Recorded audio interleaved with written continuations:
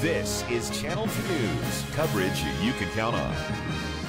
We have one that's code 50. She appears to be deceased. I'll be checking on injury. A mock DUI crash to teach students a tough lesson about driving under the influence. How it impacted them is tonight's Channel 2 News big story at 5:30. Even some of that video is just really realistic, just an exercise there. Incline Village high schoolers said goodbye to about 30 of their friends today. I'm Landon Miller. And I'm Kristen Remington, and as you said, it was all simulated. The deaths were only for a couple of days. The goal here is to teach students a hard life lesson about the reality of driving under the influence. Elizabeth Olvera shows us the very realistic DUI scene of the Every 15 Minutes program. And we want to warn you, some of these images are graphic. Okay. It's okay. Oh my gosh, it was so traumatic. It looks like one's deceased, two that are unconscious. This is the chaotic scene of another fatal car crash caused by an impaired driver.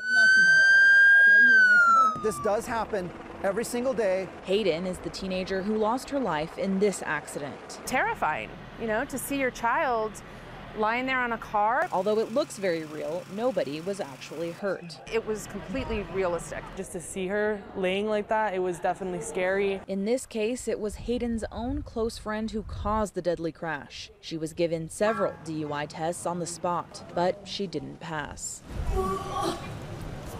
Others involved were critically injured.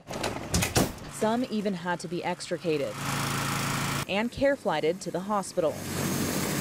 It's all part of the Every 15 Minutes program, a 2-day lesson targeted to high school students. In Nevada last year, 21 teenagers lost their lives in a car crash. 50% of those were under the influence. It forces teenagers to face the harsh reality of what could and does happen every single day because of driving impaired in any capacity. And although students do realize it's simulated, it still affects them. You know, we don't take it serious until it happens to us or until it happens to one of our loved ones. That shock value is what makes this harsh lesson so impactful. As opposed to your parent just constantly one more thing they're telling you not to do. After the crash, more students were pulled out of class by the Grim Reaper, a representation of other impaired driving accidents every 15 minutes. Jacob Michael Collins was killed by an intoxicated motorist while walking home after school. And as we enter the 100 deadliest days for teens on the road, the summer season, the message is as timely as ever. We don't want to see any empty chairs at graduation. It's scary, it's sad, but I think it has a huge impact. Covering the story, Elizabeth Olvera, Channel 2 News.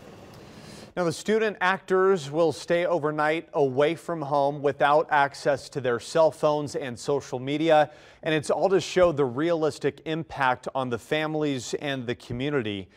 And then again, tomorrow, a mock funeral will be held where parents of the deceased will read the students' obituaries.